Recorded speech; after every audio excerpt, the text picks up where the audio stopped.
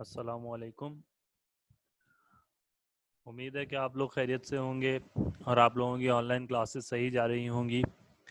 हम लोगों ने प्रीवियस क्लास के अंदर लेटर के ऊपर जो है वो डिटेल में डिस्कशन की थी और ये जाना था कि लेटर होता क्या है, लेटर क्यों लिखा जाता है, लेटर कितने टाइप्स के होते हैं, लेटर की इस दौर के अंदर क्या इम्पोर्टेंस है। आपको पता है कि अब जो है वो मोबाइल फ़ोन्स का और ईमेल्स का दौर है, लेकिन आज के दौर में भी लेटर की क्या इम्पोर्टेंस है इस पर हमने बात की थी। इसके अलावा हमने दो फॉर्मेट देखे थे लेटर के, जैसे दो बात की थी। पहले ये बात की थी कि कितने टाइप्स के लेटर होते हैं, फॉर्मल और इनफॉर्मल, पर्सनल और बिजनेस जिसको कहते हैं। और उसके बाद ये बात की थी कि उनका फॉर्मेट क्या होता है, यानी क्या डिफरेंस होता है बिजनेस में और पर्सनल लेटर में। ठीक है, और उसके आपको कुछ सैंपल भी मैंने दिखाए थे। और उसके बाद आप लोगों को लेटर लिखने के लिए दिया गया था। बेटा इस पर हम वापस से तफसील में बात इसलिए कर रहे हैं क्योंकि जैसे मैंने आपको पिछली क्लास में बताया था कि लेटर राइटिंग एक बहुत इम्पॉर्टेंट जो है वो एरिया है और आपको इसके ऊपर ग्रिप होनी चाहिए। ठीक है, और ये काफ़ी आसान है, कोई मुश्किल चीज़ नहीं है, लेकिन आप लोगों को ये आना चाहिए। तो हम लोगों ने पिछली क्लास के अंदर इसको कवर किया था और इसको कवर करने के बाद हम लोग इससे अगर पिछली क्लास में चले जाएं तो उस क्लास के अंदर हमने लिसनिंग की थी और एक पैसेज था उसमें से हम लोगों ने डिफरेंट एक्टिविटीज़ की थी। तो इसके साथ ही हम लोगों ने ये जो है वो फर्स्ट यूनिट जो था हमारा, वो हमने गुड हैबिट्स और बैड हैबिट्स के नाम से था, वो हमने कंप्लीट किया था। तो अब हमारा सेकंड यूनिट स्टार्ट हो रहा है जिसका नाम है टेस्ट ऑफ समथिंग डिफरेंट। जो फर्स्ट यूनिट था उसके अंदर दो स्टोरीज थी, हमने दोनों पढ़ी थी और बहुत इंटरेस्टिंग स्टोरीज थी। ऐसे ही इस यूनिट के अंदर भी स्टोरीज हैं और इंटरेस्टिंग स्टोरीज हैं। तो हम लोग वो स्टोरीज को उन स्टोरीज को पढ़ेंगे और उससे डिफरेंट एक्टिविटीज़ करेंगे। साथ साथ हम लोग नई नई चीज़ें भी सीखते जाएंगे। जैसे हमने पहले बहुत सारी चीज़ें सीखी जिसमें हम लोगों ने वर्ब्स के बारे में सीखा, उनकी फॉर्म्स के बारे में सीखा, लेटर के बारे में सीखा और बहुत सारी एक्टिविटीज़ हम लोगों ने की थी। तो इस यूनिट में से भी हम लोग मैक्सिमम जो है वो लर्निंग करने की कोशिश करेंगे। ठीक है बेटा, तो आज की प्रेजेंटेशन का आगाज़ करते हैं। आज आप लोग इसकी रीडिंग करेंगे। इसका कुछ टेक्स्ट मैंने यहाँ पे डिस्प्ले करवाया है, दिखा रहा हूँ आपको, वो आप पढ़ेंगे और उसमें से आप लोगों को डिफरेंट एक्टिविटीज़ करनी होंगी। रिव्यू हम लोग कर चुके हैं कि हम इससे पहले क्या कर चुके हैं, उसकी हमने डिटेल में बात कर ली है कि हमारा कितना काम हुआ है। रिव्यू करवाने का एक मकसद तो ये होता है कि आप लोगों के जहन में वो चीज़ें रिफ़्रेश हो जाएं जो हम लोग पहले कर चुके हैं। और एक और मकसद होता है, वो ये होता है कि वो बच्चे जिनकी कोई क्लास मिस हो गई है या जो बच्चे किसी तरह से किसी किसी वजह से जो है वो क्लास नहीं ले पाए, तो उनके उनके जहन में भी ये चीज़ें आ जाएंगी, चीज़ें हो चुकी हैं। तो अगर आपकी मिस हो रही हैं, मिस हो गई हैं, तो आप उनको कवर कर लें किसी न किसी तरीके से। उसके बाद आप लोग जब उन सब चीज़ों को कवर कर लेंगे तो आप जो फ्लो में चलेंगे तो उस लर्निंग का प्रोसेस जो है वो आपके लिए ज़्यादा आसान होगा। ठीक है बेटा, तो आज हम लोग रीडिंग करेंगे टेस्ट ऑफ समथिंग डिफरेंट की और उसमें से एक्टिविटीज़ करेंगे। तो ये एक टेक्स्ट है जो कि एक्चुअली जो है वो स्टार्टिंग है, इंट्रोडक्शन है इस लेसन की। और इसके अंदर स्टोरी नहीं है फ़िलहाल, स्टोरी स्टार्ट अगली क्लास के अंदर हम लोग स्टोरी पे बात करेंगे। ये उसी लेसन में से है, लेकिन इसमें ये इंट्रोडक्शन है कि ये लेसन किस चीज़ के बारे में है। ठीक है, तो इसको आप पढ़ लें। मैं आपको कुछ टाइम दे रहा हूँ, 2 से ढाई मिनट का।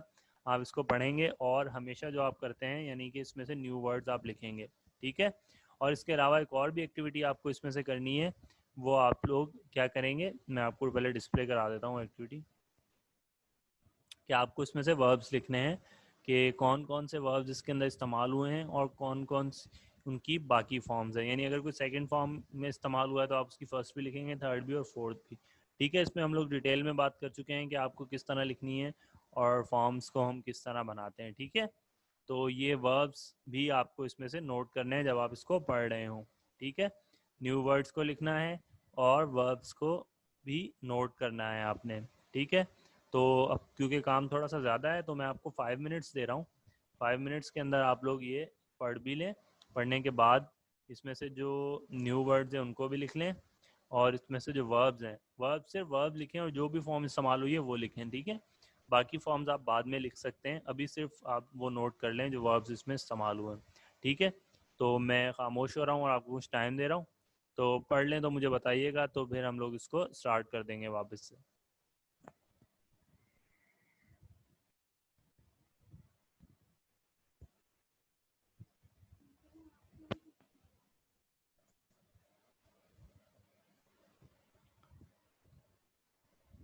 तो बेटा आप लोगों ने इसको पढ़ लिया होगा, और इसमें से न्यू वर्ड्स और वर्ड्स दोनों लिख लिए होंगे।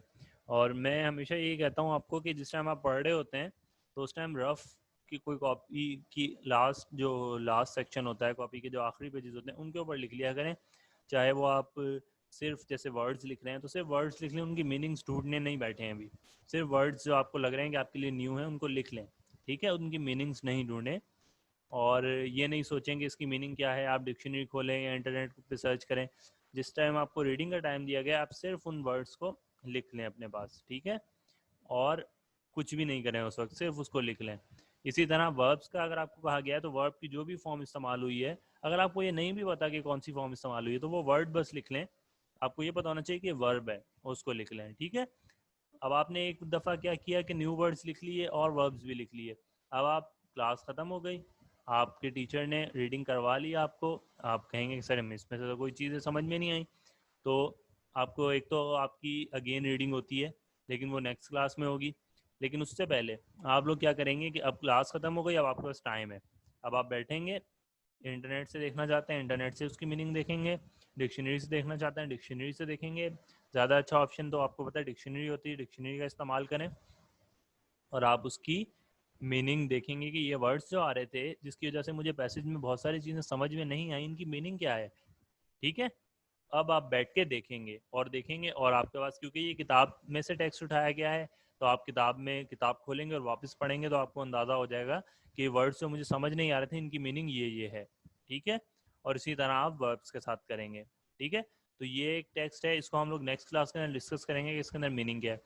अच्छा, इसमें कुछ वर्ड्स को मैंने यहाँ पर बोल्ड किया हुआ है, तो आप इन वर्ड्स का क्या करेंगे, इन वर्ड्स ये वर्ड्स जो हैं वो आप लोगों के लिए न्यू हो सकते हैं, ठीक है। तो इनमें से जो भी वर्ड्स आपको न्यू लग रहे हैं आप उनकी मीनिंग लिखेंगे। सही है, फॉरेन की मीनिंग क्या होती है, अडेप्टिंग की मीनिंग क्या होती है, कस्टम्स की मीनिंग क्या होती है, ट्रेडिशंस किसको कहते हैं, इमिग्रेटेड का मतलब क्या है, मल्टीकल्चरल का मतलब क्या है, नेबरहुड का मतलब क्या है, रेसिस किसको कहते हैं, एक्सेप्शन किसको कहते हैं, ठीक है। तो ये वर्ड्स आप लोग, ये ज़रूरी वर्ड आपने इनकी मीनिंग लिखनी है, ठीक है। और बाकी इसके अलावा जो आपको न्यू लग रहे हैं उनकी मीनिंग तो आप लिखेंगे ही।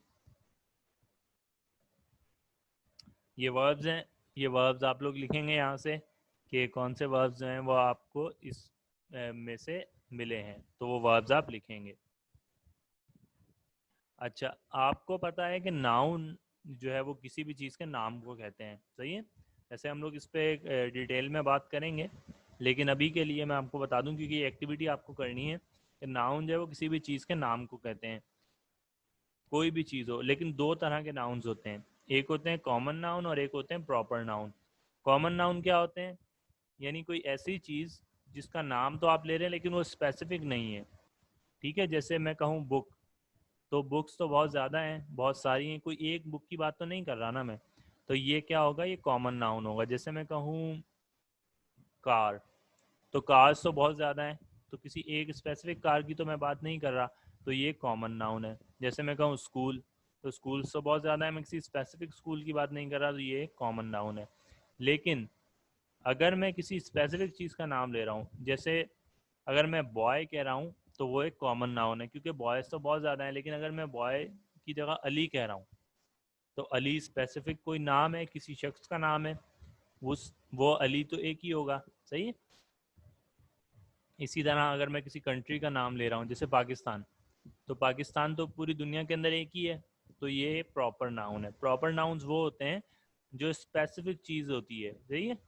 जैसे मैं गाड़ी के आपको कहूँ कि टोयोटा कोरोला कार, तो ये कार स्पेसिफिक कार का नाम लिया है मैंने। कार तो बहुत सारी होती हैं, टोयोटा कोरोला जो है वो उसमें से एक टाइप है, एक स्पेसिफिक कार है, आपके जहन में एक कार आ जाएगी, ठीक है। तो ये होते हैं आपके पास प्रॉपर नाउन्स।